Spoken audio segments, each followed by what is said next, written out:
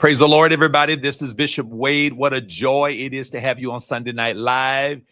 Y'all know how we do it. We are committed to you growing and becoming what God has called you to be.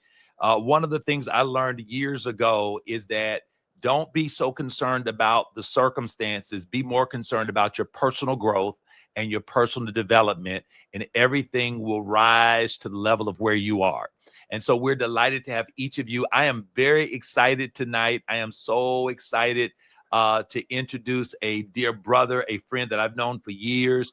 I know many of you over in Jacksonville and in Texas, in Atlanta and Alabama, y'all wondering who he is. Well, you're going to find out tonight. And I'm so delighted to have our dear brother with us. We're going to talk about leadership. We're going to talk about academics. We're going to talk about education. These are the things that we do. Now, as you all know, we believe there are 3 ways to grow. There's actually 7. I teach 3 here. The books we read, the people we meet, and the places we go. Book, people, places. Book, people, places. There are 4 others, but for us, it's books, people, places. We talk about books. We have someone on tonight. That's people. And of course, we're traveling to various places. At the end, we'll share with you and the college in reference to our trip to Rome and Greece. We have a trip coming up. I want to encourage you all to make plans to get registered and to view ilcobp.com. At the end of this broadcast or in the commercial, we'll highlight and share with you some of the things that we're doing for the college next year for our fall meeting, our Hebrew classes, and our prophetic courses that are coming up. So glad to have each of you. I see people chiming in. We're glad to have you all. And I'm excited. I'm with the Honorable. Tonight, I am with the Honorable Dr.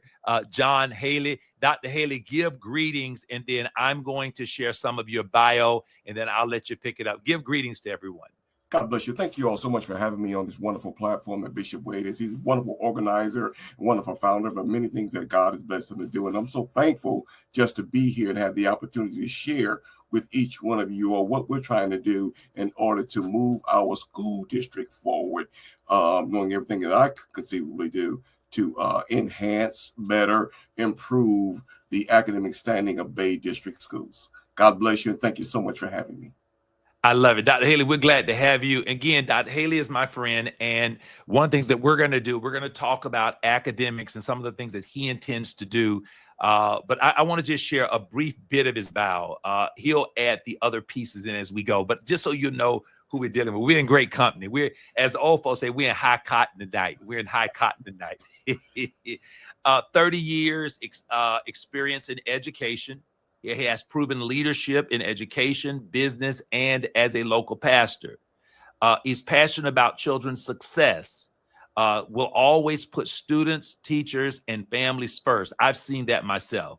And then finally, he has a lifelong history, and he's a resident of Bay County, committed to strengthening our schools and serving our community. Dr. Haley was born and raised and educated in Bay County. Dr. John L. Haley Jr., he's devoted more than 30 years of service to Bay District schools. His lifelong connection to the community brings both personal commitment and extensive professional experience to his service on the school board. I just want to read it. I got to tell you more. Dr. Haley began his career with the district as a volunteer and substitute teacher. Over the years, he has served numerous roles, which includes paraprofessional, math teacher, dean of students, administrative assistant, assistant principal, and a principal. It's amazing.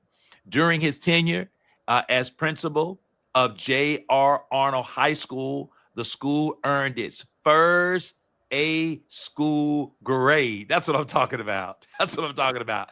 I love this. He later transitioned to the district office as the first executive director of operations, where he oversaw critical departments, including information and technology services, textbooks and instructional materials, safety and security, middle and high school athletic facilities, food service, maintenance, and transportation. And I mean, the list goes on. He's married to the wonderful Dr. Lady Haley, Sister Haley. Yes. They are just 2 doctors in the same house, has a wonderful family. Children are stellar. I like to brag on my kids, but his children are stellar. I've met and I know each one of them. And so, Dr. Haley, we're delighted. I'm blessed to have you with us tonight. I see people giving hand claps and waves. We're glad to have you. Tell us what you're all about. Tell us about the mission, and we're going to talk tonight. Share with us. But one of the things we want to do as a district, a district official, being specifically a school board leader, we want to improve student academic achievement. That's most important. What we find more so often than ever before is that our students are seemingly going this academic roller coaster. We have an A school today and a B school tomorrow, or a D school. And so that situation has got to change. One of the things we know is this. We have 4 districts, Bishop, 4 districts west of Bay County. We have Okaloosa, we have Santa Rosa, we have Walton, and we have Escambia County. 4 districts west of Bay County that are all A school districts. Now, look at this. We have 4 districts west of Bay County, all A school districts. And you got to remember, Escambia County has a minority population of 55.6% of minority students in their population, whereas Bay County, we only have 34% minority. So you look at Escambia County with 55.6 minority population, and then you look at Bay County with 34, and then you look at the charter schools within Bay County, all the charter schools, specifically Bay Haven charter schools, all of those are A schools. Wow. So the question makes me answer, what is going on? The reason why we have 4 districts west of us that are A districts, and all the charter schools within Bay District schools are A district, and Bay District schools, K-12, cannot breach an A. So the question makes me answer, what's the problem? When we do research, what we find out is this: the common denominator of all those 4 districts, specifically Escambia and the charter schools, is parental engagement. The motto is this: every minute that you engage in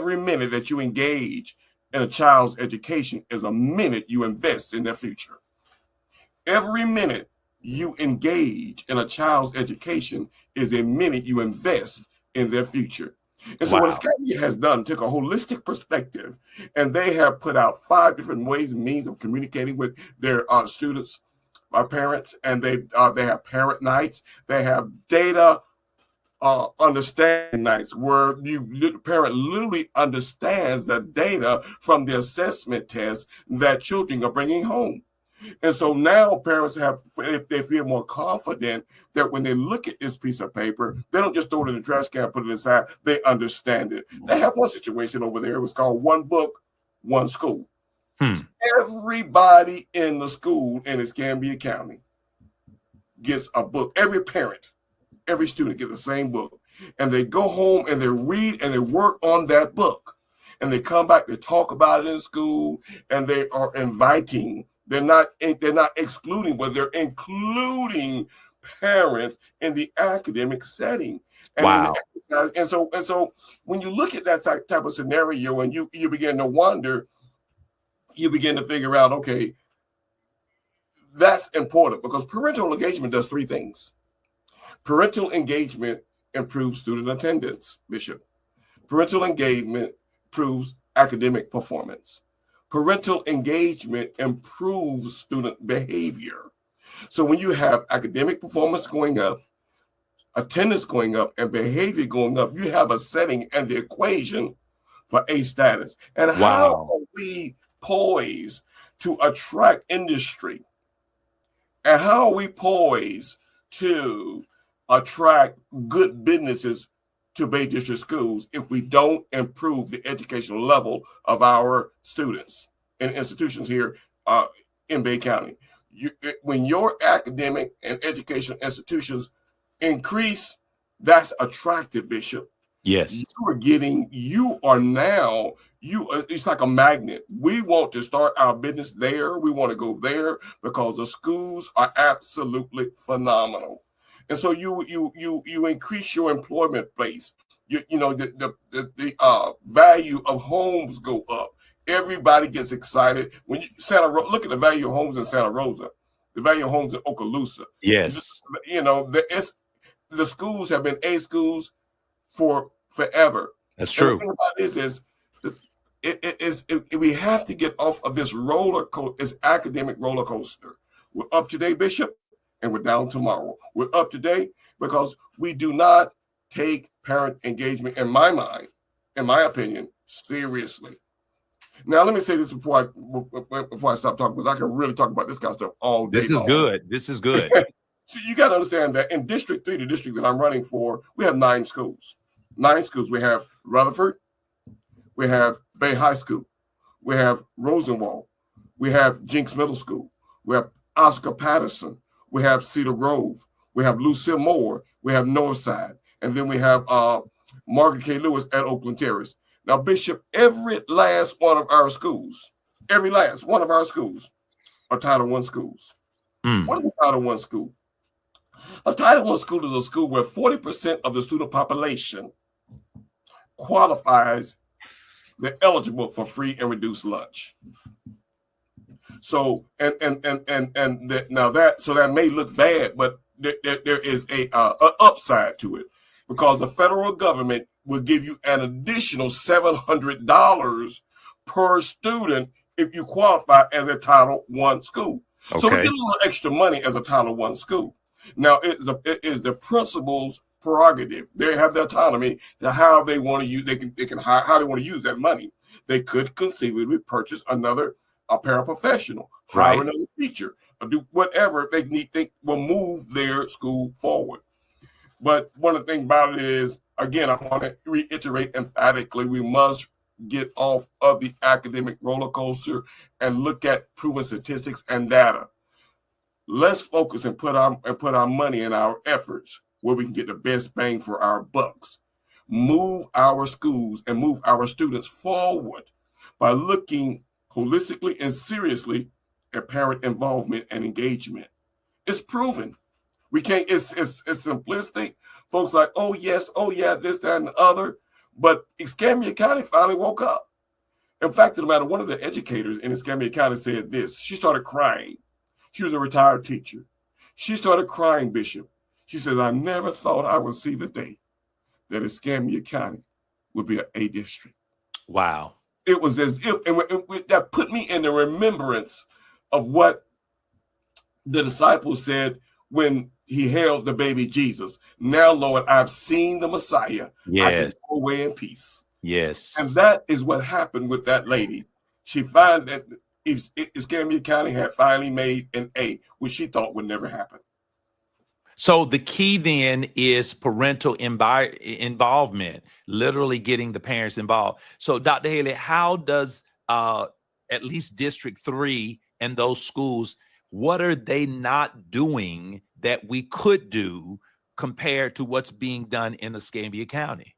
Well, every Title I school has a parent involvement component. Okay.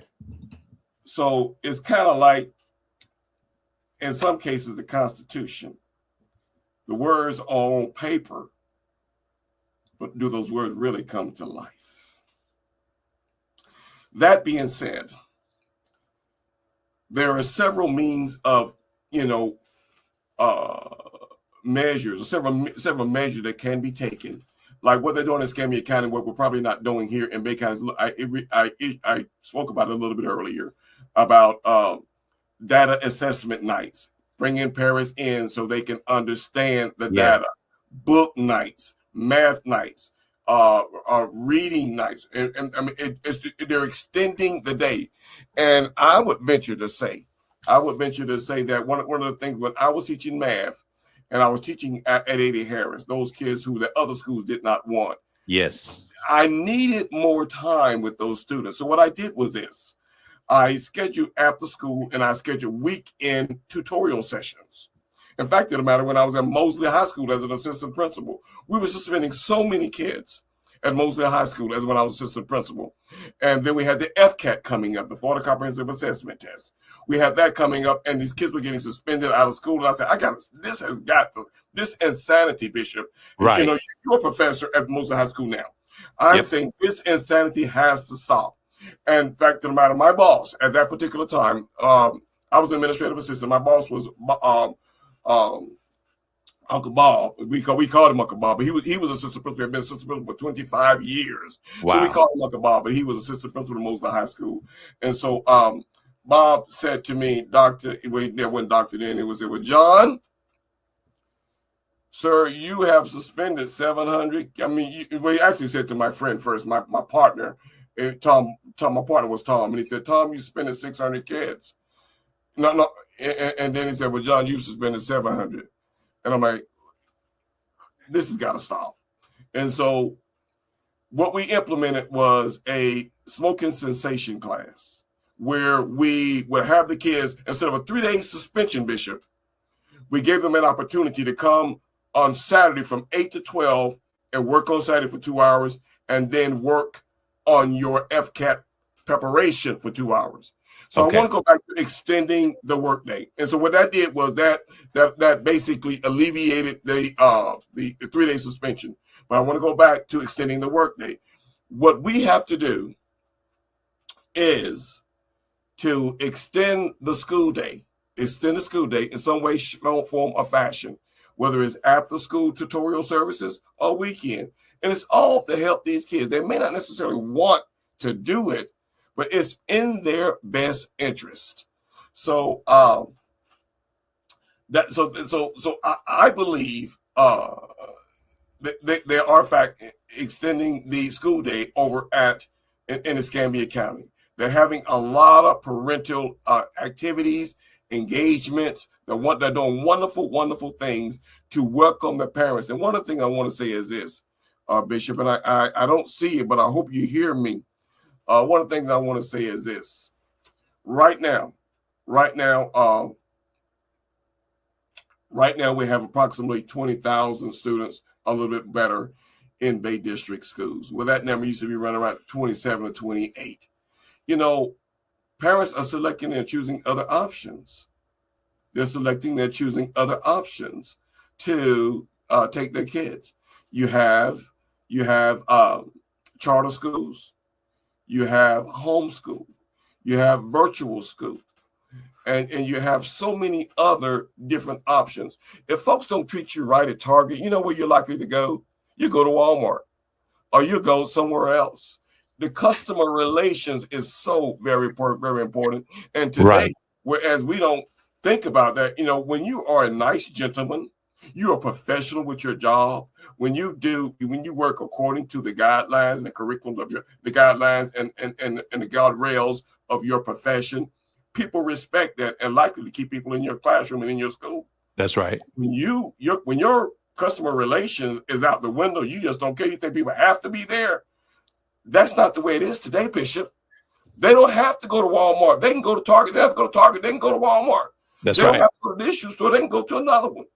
And that is something that needs to sink in very, very fast. And perhaps that could conceivably change the way we treat these, talk, even communicate with these students. That's good. Yeah. Yeah, you know, and I think also it's about leadership. I think we have to have the right leadership in place who can speak not only with words, but the spirit of the letter. I think a lot of the times people will say things, but it's not taken seriously, or it is not I want to use this term, the frequency of how they operate does not necessarily promote where you're trying to go, because everybody can say things. I think I've known you for a while, Dr. Haley, and what I respect is the fact that if you say it, you're with the full intentions of making it happen, to produce. And I think that, and leadership is my spot. One of the things that I find is true leadership solve problems. True leadership can step in at something that's like you did, Arnold, and come out and you have an A school. To me, that is clear leadership, not just talk or rhetoric, but being able to produce the results. What do you say? Well, I certainly appreciate that, and I want to park right there if you don't mind. If you don't, we're gonna park right. We're gonna put it in park right there. Now, one of the things that leadership, when I was assistant principal at Mosley, and my principal was Bill Husfield, he said to me, he says, "Well, I got to find somewhere to put this media center." And I didn't say anything at the time. I just looked around and thought about it later on. It was a problem that, and we were looking for space. We had to find somewhere to put the media center. Yes. So I thought about it for about a week or two, and then I was walking outside one day, and I went. If you're standing in front of Mosley High School, and you look to the left, we had about 9 to 12 portables next to to Mosley High School. 9 to 12 portables, and I looked at those portables, and I turned around and looked again, and I said, you know what? These are all movable. All of these portables could be moved. And once the portables are moved, the media center built, and where the media center is in the middle of the school, we can renovate that and put classrooms there. So I went back home, and I'm a builder, and so I sketched it out on a piece of paper. I drew everything out. I took it to my principal. I said, listen, this is a good place to put the new media center. And he looked at me and says, well, yeah, but I think I'm going to put it on the softball field facing Minnesota. I said, okay, well, that's fine. And so fast forward a year or two later, I'm getting asked to go open up a new school on the beach, and that's Arnold High School. Yes. Okay, now I'm in Arnold High School, and I'm out there and I'm working. And 2 years later, guess where the media center is located right now? Where? Exactly where I drew it out and sketched it on the plan. Wow. Now, that being said, I like what again, I want to part right there. A leader is a problem solver. And we have a problem in Bay District schools. On the average, we've overspent our budget $6.4 million a year for the last 2 years. Wait, you said 6.4 million average over the last 2 years. Not 100, a million. We've overspent. 2024, we overspent 5 million. 25-26, we overspent 7.9 million. Bishop, that's not sustainable. No, it's not. And the problem that, and I don't necessarily say the problem is are these structural expenses, or are they one time, they got us into this conundrum. And what I mean by a structural expense is like your house. You got to pay your water bill. Right. You got to pay your light bill. You have to pay your insurance. You have to pay your mortgage. That's structural. So now you transfer that over to the school system. You got to pay teacher salaries. Right. The buses have got to roll. The lights have got to stay on. You got to pay structural expenses. And so what happens is when you when we start accumulating debt, we are spending more money than we're bringing in, and we end up $6.4 million deficit over the last 2 years. The question begs to be answered: what is happening? How are we acquiring such indebtedness? And so it is very likely, I really got to get in there and take a look at it, but it's very likely that perhaps we, you can't take a one-time dollar and spend it on a structural expense. One-time dollar and spend it on a structural expense. Because when the one-time dollar goes away, yes, you still got the structural expense. That's right. So what happens is perhaps there was grant funding. I don't know whether it came from COVID. I don't know whether it came from Hurricane Michael, and perhaps we were given money and we hired a bunch of teachers. I don't know. We maybe hired a bunch of teachers, but teachers that's structural. Those folks got to continue to be paid, and you're looking at one-time dollar expense. Now, when that one-time dollar expense goes away, the structural expense remains. Now you're dipping into your fund balance. That is your reserves. Mm-hmm.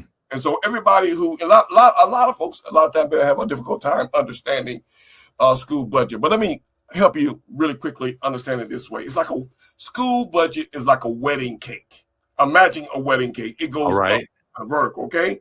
Yeah. Now on the bottom, Bishop, on the bottom of the wedding cake, that's the revenue. Now this is a revenue wedding cake. The bottom of the wedding cake, that is the revenue that comes in and keeps the lights on. Right. Okay, in the building.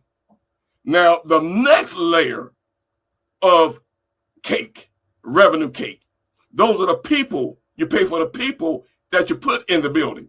Remember, the first layer is a facility. And then the second layer are the people, and it's busing the kids into the building. And then the top layer of the wedding cake, that's your federal dollars. So you have the bottom layer, which is, keeping the lights on. That comes from I'm sorry, I should have told you this. That comes from your local tax dollars. People like me and you. You pay property taxes. Now I do. Yes, I do. That's the most stable funding revenue the school district has. That bottom layer comes from property taxes. That middle layer, the next layer comes from state. That's the FEFP. That's the state that takes care of the teachers and getting the students in the building. Now the top layer, the third layer, you got 1, 2, 3 layers. The top layer is your federal dollars that takes care of ESE students and takes care of your lunch programs. Okay, now every cake has got to have icing. So the icing on the cake is a 0.5 sales tax, which is, by the way, is going to expire in June of 2030. So we got to start campaigning now. It's going with the 0.5 sales tax, the $32 million 0.5 that we're using right now to build schools and do structural engineering and stuff like that for new schools. That's going away in 2030. So we got to start campaigning for that money to be reignited in January of 2027. So that's the icing on the cake. You got property taxes, the bottom line. The middle, you got state. The top, you got federal, and you got the icing on the cake. So now that you have this big revenue stream coming in, you got to make sure that you don't overspend the number of teachers, you don't overspend the number of buses. So now what we got to do, now that we've overspent $6.4 million, we got to go in and do a line item budget. And this is kind of getting into the weeds a little bit, but you got to do a line item budget to see who, and an departmental audit to see who is overspending their budget. Dr. Haley, don't you think? Again, and I heard this, and I agree. I hear you. I heard an old saying that says, "If you keep doing what you've always done, you're gonna keep getting what you always got." Now, I mean, think about that. And what you're saying, and again, $6.4 billion is a lot of money to me. Any of that is a lot of money to me. But if we don't make change and enact change, we're going to continue to get what we've always gotten. And I think that's something that needs to be talked about in the community, particularly with District 3, because a lot of things, you just don't hear enough of. Yes. And I think we need to find ways to not only encourage your thinking. I was listening to you sharing about when you were over at Mosley, but some of the things you had, vision. I heard vision. I heard patience. I heard problem solving, a thinker, an innovator, being patient to allow sometimes great wisdom ideas don't settle on other people as quickly. So it takes time for them to see it. And then all of a sudden you're down at Arnold and they're over here at Mosley and they're getting the revelation. I think that's the kind of quality that we need to bring into our district, what we call that ethos, the atmosphere of being innovative, being successful as a businessman, and just watching you move through these tiers. We need people like that who really have a pulse for District 3, who you live in the community. You got the pulse for the community. Right. You eat down the street. We bump into you. We wave at you. We know, we know he's Dr. Haley, but I privately, I'll call him John. Hey, private. He'll say, "Hey, John." I say, "Hey, John." We don't do that bishop stuff, but in public, we respect each other because that's that respect that we have. And I think that's so important that we have someone who understands the community and has a heart for the community and has a pulse for the people. Yes, sir. Thank you, sir. God bless you. I'm just putting it out there. It's the truth. Bless you. You're very insightful leader, obviously, who trains leaders, and man, that's what we need more of. And God bless you for that and for seeing that. And I didn't think of in those circles myself, but God bless you, sir. And it's something you got to have a love for people and a love for the community. And, yes. That's vitally important. And you know, when you love people, and love what you do. And I always try to say, a lot of folks are running around trying to get rich and do this, that, and the other. And I say, just do what you have, what you love, what you have passion for. The money will come. Yeah. That's right. Just you know, because when you do what you love and you want to help people and you know, and don't spin your wheels in the sand trying to make things happen. And then when that doesn't happen, you do something else. Then you do something else. You're jumping from one train to the next, one little path to the next. Just do your best to be a blessing, and God will utilize what He put in you to bring to fruition the best for you. I love that. And listen, we're about to go into a commercial in just a minute, but Dr. Haley, I want to ask you something. Yes, How for those who are watching, and they're going to be watching all week, how can we give to support the campaign? I don't know what the rules are. Yeah. Can you tell us what we can and can't do and how we can do it? Yes, sir. What you need to do if you want to be a blessing to the campaign is you have to write your checks to Dr. John Haley Campaign. Dr. John Haley Campaign. Make sure you put campaign on there, and then mail it to my home address, 601 Cactus Avenue, Panama City, Florida, 32401. Again, that's Dr. John Haley Campaign, 601 Cactus Avenue, Cactus, Panama City, Florida, 32401. Or you can go to my campaign website, and it has an antidote, and you can put your phone on that little kiosk thing, and what it'll do is it'll allow you to contribute or donate directly to my campaign. And good. I have that set up. Good. What is the website?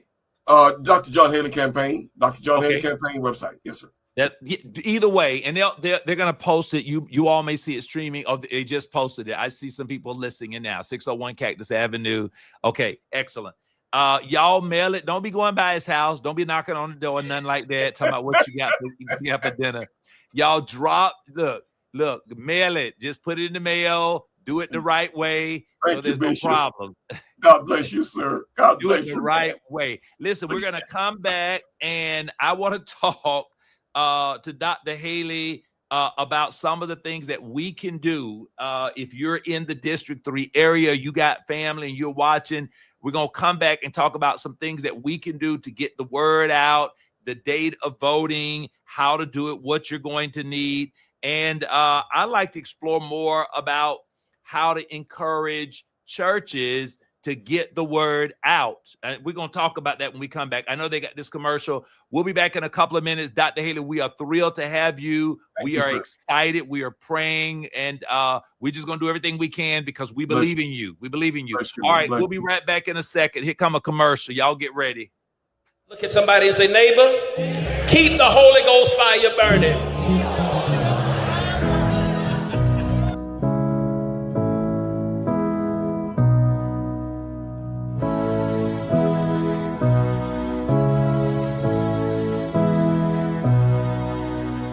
It's not that we lack identity, we lack worship. If we will worship God, He will tell us who we are.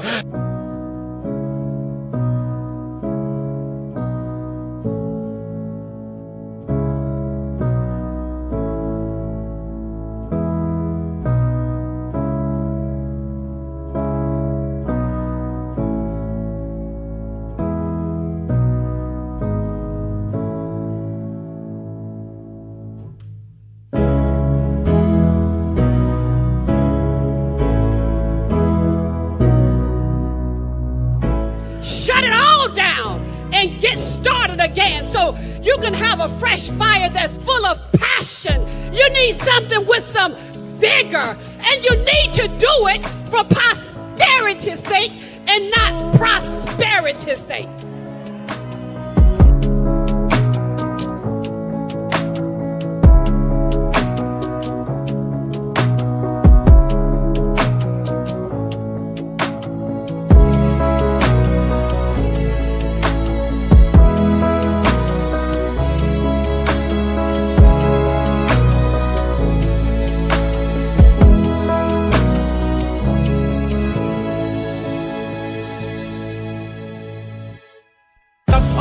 God is consuming anything that they can't see themselves in you, Father. Let the fire fall. Let the fire fall.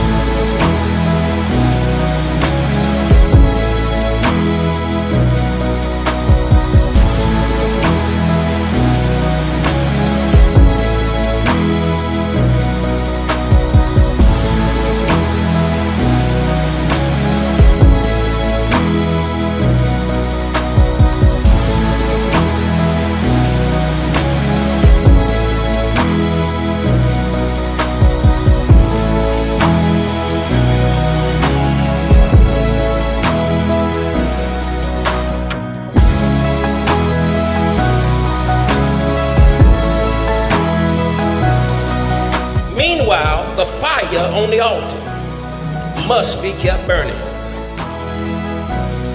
It must never go out. Wow. Well, praise the Lord, everybody. Praise the Lord. We are back, and to God be all the glory. The fire must never go out. That was our International Leadership College of Bishops and Pastors, where we train leaders. That's what we do. We train leaders in the area of ministry, the episcopacy, and we had our national gathering this June, and what a time we had. Let me encourage you all. We're with Dr. John Haley today, and we got some questions to ask him. We got a few more minutes to draw from this rich well. Just a quick note to those who are watching, don't forget, Apostle Wilbert Namadinga is teaching our Hebrew classes. He's a seminary professor that we offer Hebrew. There's a QR code there, August 6th, 13th, 20th, and 27th. Dr. Haley, I'm learning Hebrew. I'm taking the class a second time. That fella can teach the word of God. So we are learning Hebrew and the origins and meanings of words. So be sure to register. We start this Thursday. And I want to encourage you all to get registered. Secondly, thank you. You all know my mother passed. Many of you have sent me a lot of love and appreciation. Thank you. Thank you. And thank you. I'm so grateful. It's my mom. Thank you. That's all I can say right now. Thank you. And finally, I'll be over in Jacksonville on the 23rd with Bishop Thomas Rouse at Maddox Revival Center. I'll be closing out their anniversary, and we're going to have a time. So I look forward to seeing you over in Jacksonville, and God bless you all. All right, Dr. Haley, we're back. We're so glad you're here. Ladies and gentlemen, for those who came in late, we're with Dr. John Haley. He is running for, you know what? I'm going to let him tell you. Hey, tell him what you're doing. Tell him what you're running for. I run the school board District 3, District 3. And that is composed of 9 schools, and all of those schools, and when they reiterate, they're Title I schools. And so we really, this is not a position. A lot of folks get on the school board, I think, and they think that's the end of it. But in reality, in my mind, this is not a position as bishop as much as it is a job. When you get on the school board, you need to go to work.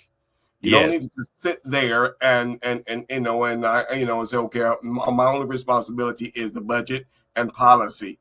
No, you need to go to work seeing what you can do to bring mentors into those schools, to do what you can to bring, dollars and bring CTE programs into that school, identify the interest, look at the student data, see what you can bring to the table in order to fix some of that stuff. And the thing about it is, Bishop, I am a unique candidate in that I've been a high school principal, Bishop. Not only that, Bishop, I have been a district official. Yes. I have saved. I found a way to make my school an A school. So I know what an A school looks like, and I know how to get there. Yeah. Yeah. And then I was a district official, and I saved the district. When I went to the district office, Bishop, listen to these numbers. When I went to the district office, I learned that Bay District Schools was paying Gov Power $8 million a year in utility bills. 8 million. We had at that time we had about 29 or 31 schools, and we're paying $8 million a year. That was our power bill. Now you say, well, that's insane. That can't be. Well, I'm gonna tell you how it happened. You have a school as large as Mosley, AC, running 24/7, 365 days a year. Mm. And it's dropping down as low as 71, running all night long. Nobody is in the school. Christmas vacation, Thanksgiving vacation, spring break. And now you multiply that times 31, and you end up with $8 million a year. So when I learned that, I said, this is insane. This is insanity. So my first year, I did not have the means to bring about change. So I implemented a hard lockdown. So in other words, I sent out an email to all the principals and everybody as a district official at the close of day at 4:00, shut everything down, raise your temperatures up to 78, and raise it up to 80. And so that's every single, and then when we go on spring break, when we go on Christmas break, Thanksgiving break, the temperature goes up to 78 or 80 degrees. And the first year we did that, we saved $800,000. The next year, we purchased CDC, a central digital control system, where at the maintenance department, we automatically sent out a message and it automatically shut everything down when we told it to. Saved another $1.2 million, saved $2 million. Wow. In 2 years. Wow. That's innovative. It's an entrepreneur. You have an entrepreneurial instinct. And I think that's what people don't realize. And now we're people of faith. The Bible said God gave King Solomon wisdom. There are people, Dr. Haley, that God will give them special insight on how to solve problems. And they come in all shapes, sizes, and colors. I'm telling you, when the spirit of wisdom rests upon you, God will teach you. People don't realize they have to start looking for people who hold that level of wisdom, because wisdom is designed to solve problems. Thank you, Bishop. Bless you, sir. Bless you. It's true. It's true. It's true. Okay, so I found a quote here, and a statement by Jim Rohn, which is he's passed now. He's a distant mentor of mine, but he's a great business leader, entrepreneur. Many great leaders have followed him, and he made a couple of statements I want to add to what I believe really fits the bill here. He says there are 12 qualities of good leadership. And I find a lot of them in knowing you over 20 years now, John. I see that. He says, good leaders learn to be strong, but not rude. Right. They learn the graces, not just the skills. Yes. Number 3, they are kind, but they're not weak. Right. Number 4, they are bold, but not a bully. Right. Yeah. Number 5, they're thoughtful, but they're not lazy. No. Number 6, they learn to dream, but do not become a dreamer. And number 7, think, but don't become a thinker. The name of the game is results. They have learned the ability of not just to think, but to put thinking into action and bring it to life. Those are just 7 brief quotes of what real leadership is about. And I think if things are winning, it's because there are good leaders there.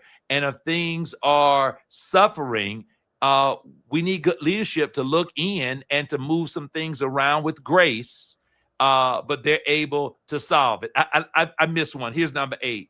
Good leaders, they are proud of what they do, but they're not arrogant. No. Never. You're absolutely right. You're absolutely right. I want to go back to something you said a little bit earlier about doing the same thing the same way and expecting different results, and it's not going to happen. And looking at the different traits that you just outlined there for good leaders, being a thinker, but don't think all the time. Get things done. Yes. Bring about positive change that will ultimately have positive results, and that's so important. You want, and I'm a project oriented. I have a project-oriented personality. I like projects because I want to tackle something and I want to get it done. Yes. I want to fix it, So when I see a problem, okay, we're going to handle this. We're going to figure out a way to navigate. We're going to work. I'm a project-centered and that's how I got my doctorate. I'm like, okay, this is going to be a problem, but I got to figure out how to get this done. And so it comes down with, with that leadership mindset, getting results. Not only that, is solving the problems that we're confronted with on a daily basis, and being sure that you improve the standing of people, or groups of individuals, or an organization. That's so vitally important. That you have that passion. You want to see people. You want to see people successful. You want to see them do well, and especially children. My passion and my love is for children. So many of our children, for lack of a better way to put it, they are incidentally or accidentally, whatever the case may be, throwing their lives away because they don't know, having any ideology of what tomorrow or what awaits them in tomorrow. And so they're just living in the day. And that's a sad scenario. Dr. Haley, I was just thinking with you, I'm really fascinated by the fact of what you said earlier about parents being involved. Yes. Really trying to get the parent involved. And I think that's where the churches can really come together, particularly in our communities. And you're a pastor, you built one church and you built the second church. I've seen all that you've done. I think at some point there needs to be a platform where parents can come together and share with you when you win, to come and share with you about their concerns and maybe why parents aren't involved, or what is the holdup of parents. Because I think once we find that key to getting parents involved, we'll begin to see our District 3 come to that level and become like these other districts that are west of us. Yes. Yeah. You have, number one, I want to emphasize another point. District Street, and a lot of folks may not be familiar with Panama City, Florida, but it is basically the 11th Street corridor. All the schools on 11th Street. That's basically what you got for District 3. Wow. So you have a few schools on 15th Street, but basically it's the 11th Street. District 3 is the 11th Street corridor. I never thought about that. You're right. That's District 3. And so now, and so when you talk about getting parents together, now you look at, okay, now what I got to do is I've got to pull parents, and we got to come together. We got 9 schools. If I get 2 parents who will lead or who will volunteer to become a part of a parental engagement committee, and we can have a committee, a parental engagement committee. We can need to all sing from the same sheet of music. Wow. And so this is what we're going to do in District 3. This is our parental engagement plan for District 3. And let these parents put this thing together and hold one another feet to the fire and watch that district elevate itself. Watch the corridor of 11th Street become astronomically successful. We pull these people in, we get a committee, because a committee of parental engagement individuals, and then what we do is we replicate the success in District 3 in the other districts in Bay County. Now you got a district-wide component of parental engagement. Now you're at A status. Like I said before, Bishop, I turned Arnold High School into an A school. God blessed me with that. You sure did. And if I can get in the district office as a board member with the help of God, we can make this thing happen again. That's right. God in our boats too. What do we do? Give me some dates. When is the voting date? Well, first thing we got to do is early voting is August the 8th to the 15th. And what I need everybody to do is something I said, 10, 10, 10, we win. What do you mean by that, Dr. Haley? If you look in, I have 129 contacts in my cell phone. So if you say, okay, I'm gonna contact 10 people, I'm gonna text 10 people in my cell phone, and I'm going to tell those 10 people to go vote August the 8th to the 15th, and I want those 10 to tell 10 each to go vote, and then and I want that to multiply. So 10, 10, 10, we win. So one person end up promoting getting 1,000, because you got 10 That's times right. 10 times 10. Now you got 1,000. That's right. 10, 10, 10, we win. So August the 8th to the 15th is early voting. We got to look at our phones, and what we got to do is text 10 people and say, listen, guys, you all go vote for Haley August the 8th to the 15th, and I want each one of you all to tell 10 people to vote for Haley, and I want those 10 to tell 10 to vote for Haley. That's 1,000 people. So That's 1,000 people. Yeah, right there. Right there. So at 10, 10, 10, we win. I love In it. midterm election, the last midterm election, we had 18,000 people to vote in the last midterm election. And so I'm going to get a lot of support from the beach, because obviously, the Lord blessed me to do a phenomenal job out there. Fact of the matter, I was called Little Joe Clark, because I am the only principal in the history of Bay County to go down to the beach, take off my dress shoes, Yep. and walk over and tell my kids to put on their clothes and get back in class.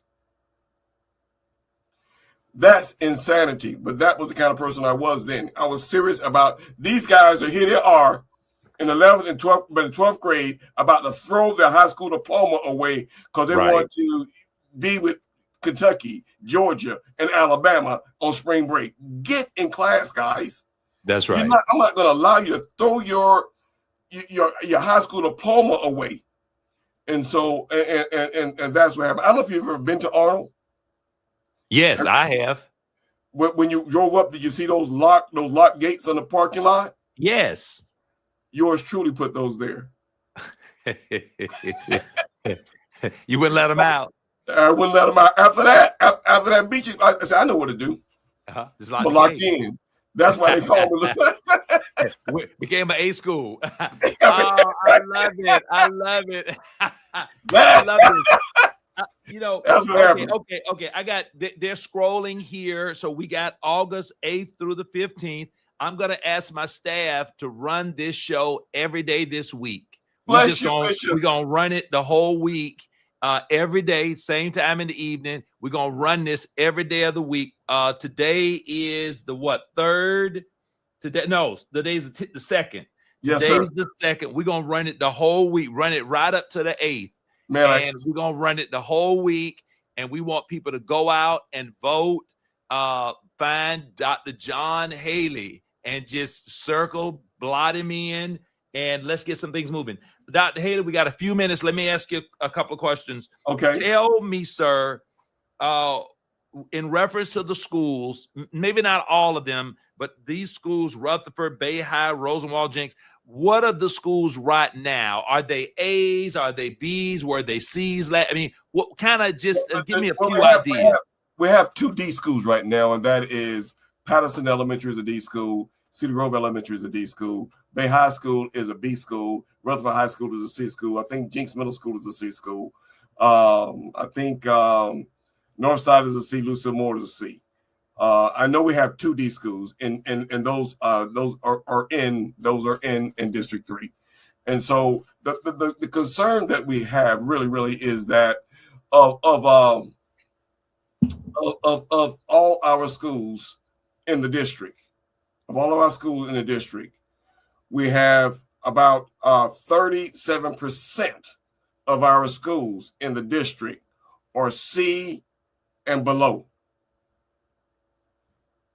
About 37% of our schools are C and below. We have approximately 20. We have approximately 20. I want to say 27 schools, 28 or 27 schools, and 37% of those schools are C or D schools. Wow, and that needs to change. Although we're 1 point from an A, it's ironic that we have 37% of our schools grading at C or D. And that needs to, that's the academic roller coaster that I'm sharing with you that needs to stop. We need to get off of that roller coaster and find some consistency in academic performance.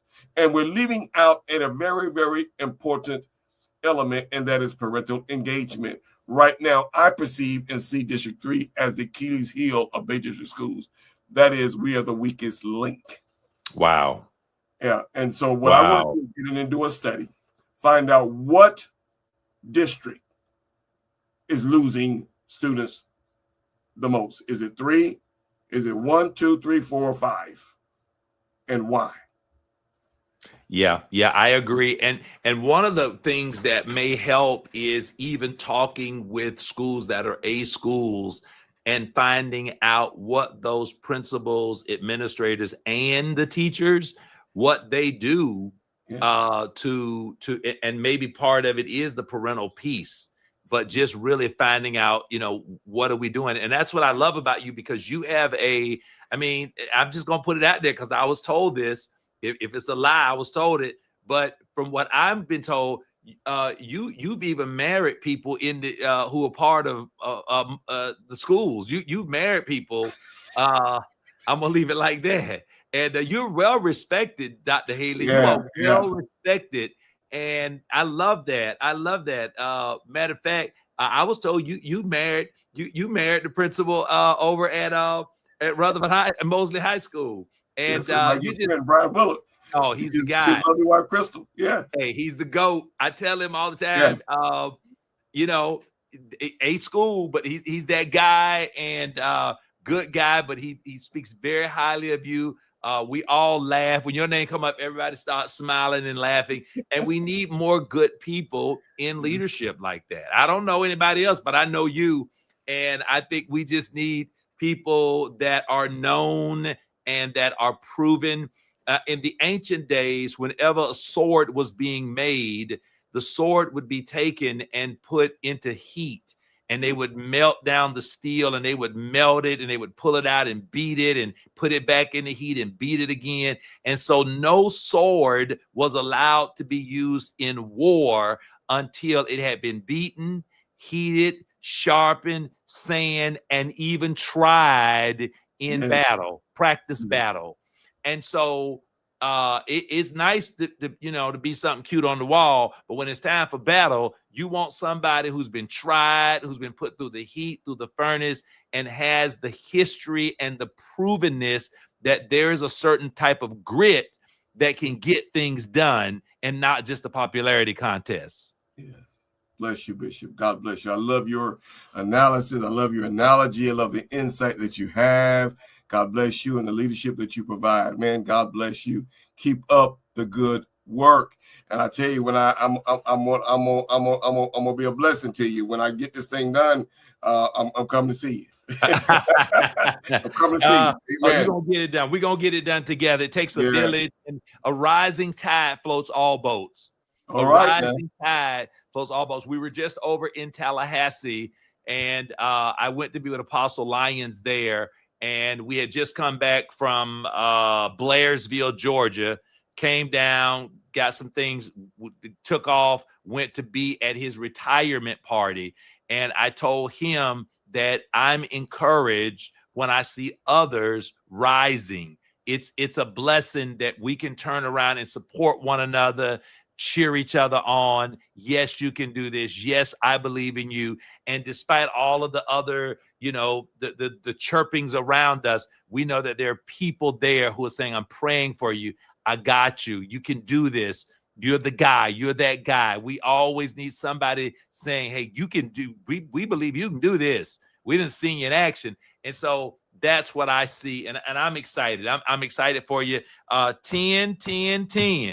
We win. We win. August 8th through the 15th. We got to get out and vote. We got to get out and support and make a big deal about it. We got how many votes how many votes you think you need?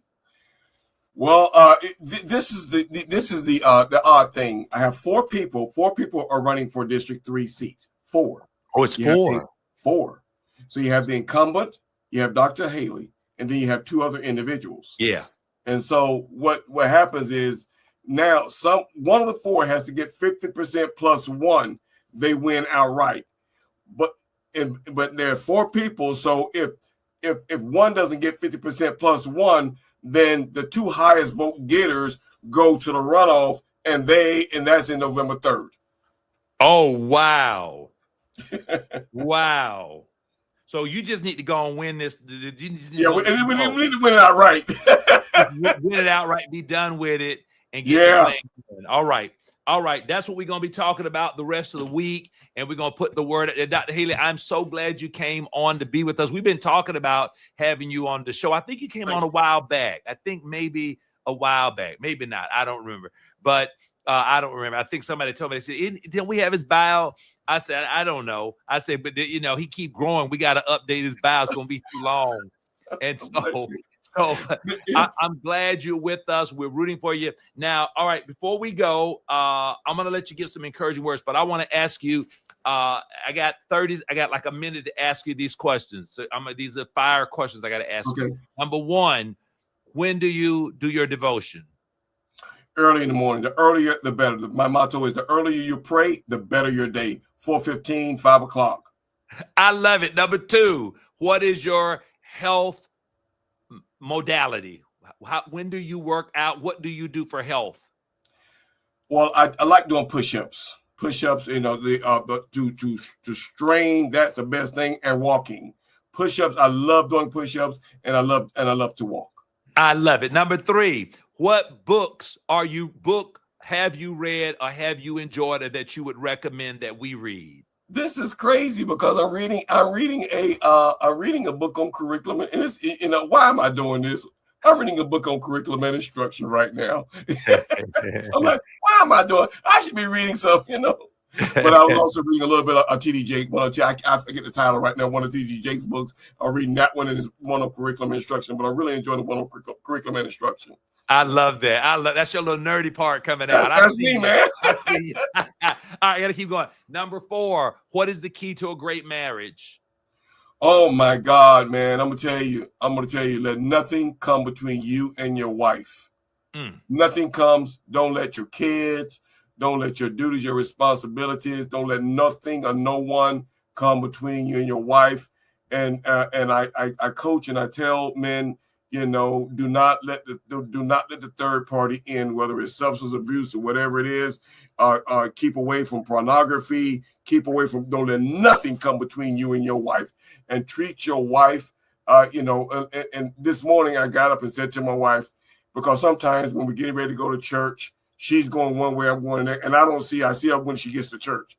Right. And I searched her down this morning. I said, listen, baby, I just want to see my wife before I go to church. Come on, I want to give you a big old hug and a kiss. And she said, well, now.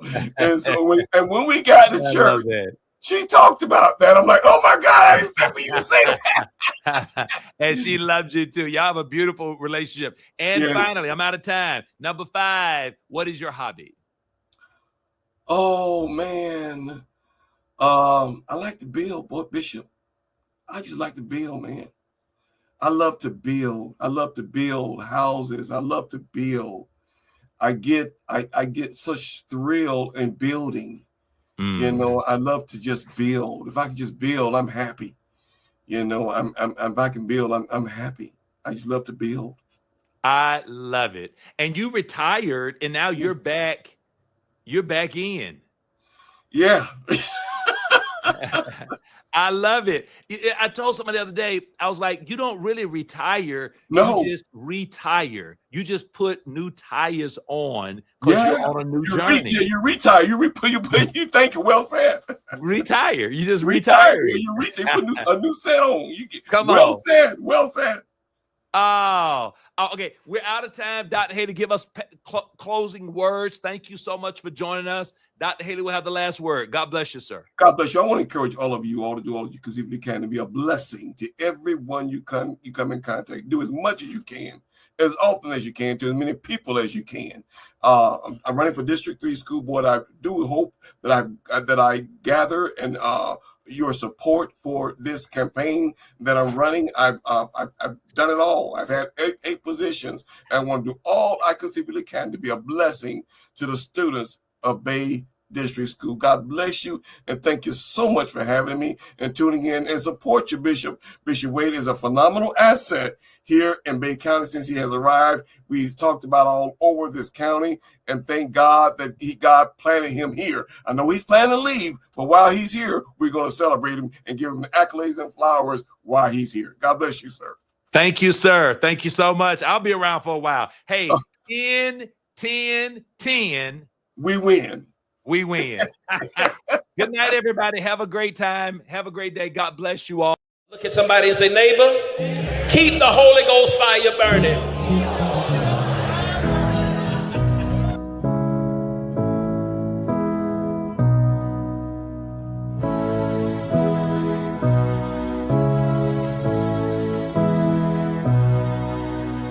It's not that we lack identity, we lack worship. If we will worship God, He will tell us who we are.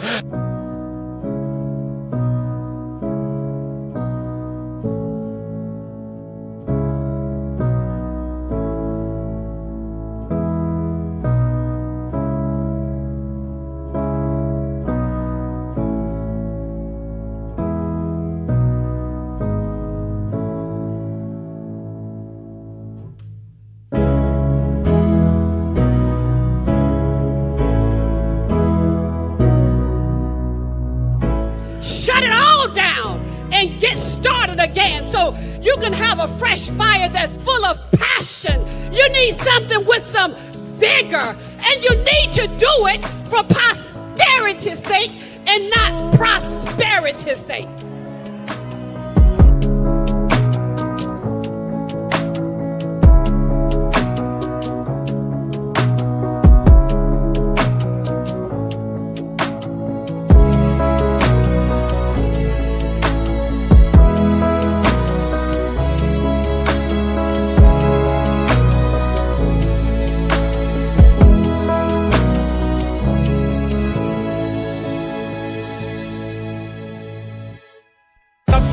God is consuming anything that they can't see themselves in you, Father. Let the fire fall. Let the fire fall.